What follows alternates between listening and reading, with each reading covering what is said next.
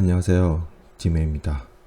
오늘 할 내용은 경매물건 분석 주거 게시판에 있는 배당 요구 배척 신청서라는 글에 대해서 보도록 하겠습니다. 인천에 나와 있는 다세대 빌라입니다. 내용을 봐보시면 먼저 임차인이 있기 때문에 매각 물건 명세서부터 먼저 살펴보겠습니다. 매각 물건 명세서를 보시면 최선수인 설정일자, 근저당 날짜가 2014년 6월 27일입니다. 그리고 신고되어 있는 세입자 차씨가 있는데 전입신고일자가 2014년 8월 14일입니다. 보다시피 근저당보다 늦습니다.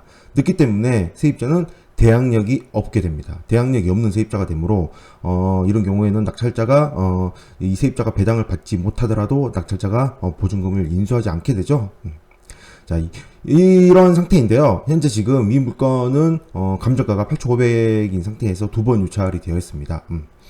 근데 이제 근저당이 6,240만원이 잡혀 있는데 그때 2,500으로 전세로 들어왔습니다. 보다시피 차임이었기 때문에 전세죠. 전세인데 근저당이 6,240만원이 있는 상태에서 2,500이 들어왔다는 거죠. 감정가가 8,500인데도 불구하고요. 그러면 두 개 금액을 합치면 8,700 뭐 이 정도 되니까 감정가를 넘어가죠. 물론 뭐 이 물건에 대해서 시세에 대해서는 나와 있지 않지만 이제 감정가가 아무래도 빌라의 경우에는 아무래도 감정가가 시세보다 높게 잡히는 경우가 워낙 많다 보니까 시세는 훨씬 떨어진다고 볼 수 있죠.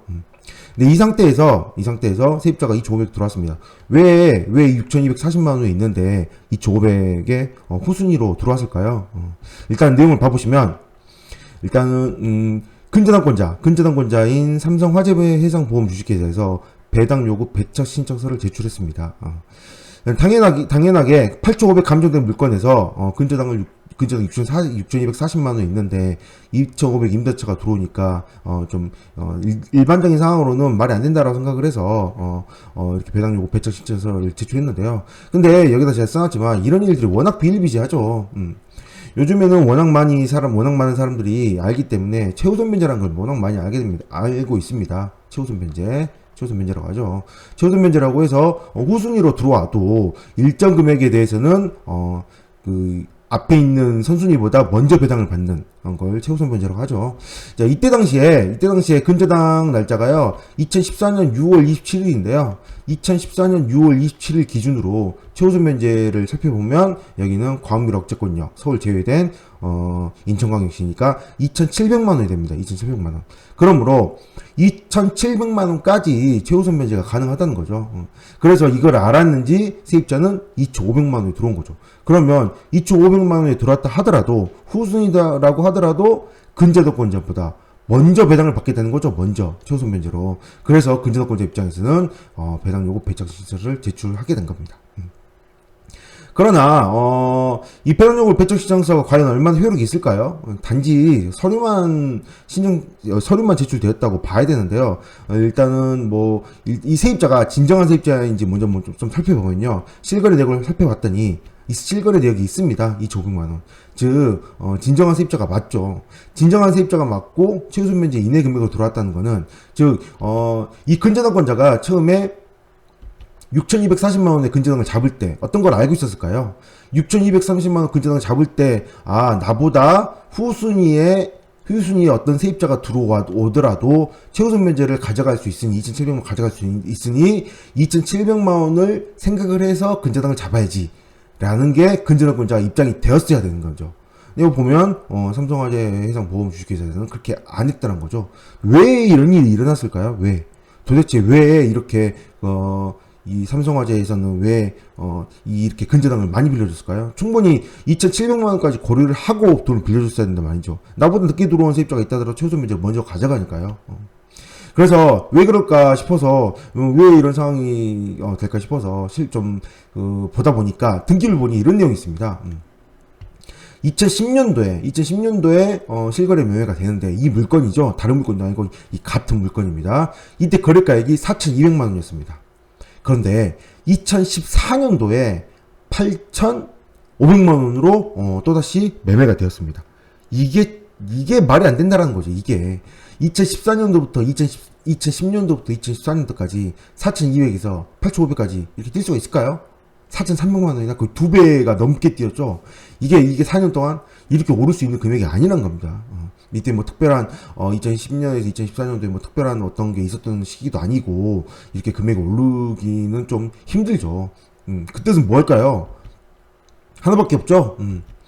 8,500만 원으로 업계약서를 작성해서 대출을 많이 받기 위함입니다. 대출을 많이 받게 됩니다. 이 삼성화재에서 근저당권자 입장에서 만약에 등기부에 이런 내용만 잠깐만 봤다라면 8,500만 원 됐네? 8,500만 원 됐으니까 이건 좀 뭔가 이상하다. 그러면 이 8,500만 원을 기준으로 6,240만 원을 배당하는 게 아니라 좀 뭔가 이상하니 좀 조사를 좀 해봐야 되는데 실제적으로 이런 경우에는 조사를 안 하고 이렇게 대출이 일어난 거죠. 이게 뭐 서류에서만 보다 보니 실제로 이제 대출을 일으키는 쪽에서는 이런 걸 신경 쓰지 않고 대출을 하다 보니 업계약서로 보이는 이런 상황을 그냥 이런 상을 보고 다른 매매 거래가 판단되지 않으므로 이 실거래만 따져서 이 금액에 얼마 몇 퍼센트 대출 이런 식으로 대출이 일어난 걸로 보입니다. 어쨌든 굉장히 높은 대출을 많이 해주는 부로 인해서 어떤 일이 일어났을까요? 이 삼성화재 보험회사에서는 굉장한 손해가 일어나고 있죠. 그래서 어쩔 수 없이 배당 요구 배적 신청서를 제출한 걸 보입니다.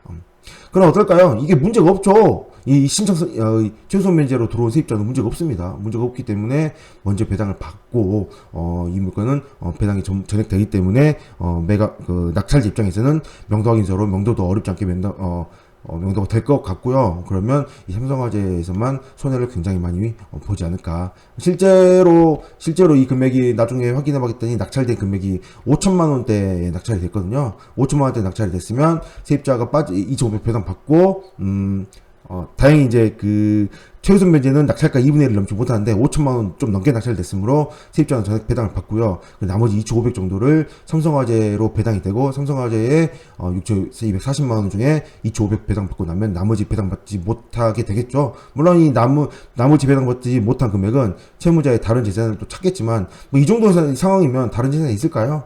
있을까 싶습니다.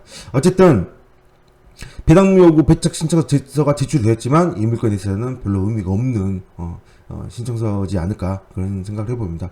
최우선 면제라는 것에 대해서 좀 많이 공부를 하셔야 되고 이런 내용이 있다는 것도 좀 알아야만 이런 물건을 접근할 때 이렇게 해서 저도 배당이 될 수 있다라는 걸 알 수 있게 되겠죠. 네, 오늘 여기까지 하겠습니다. 감사합니다.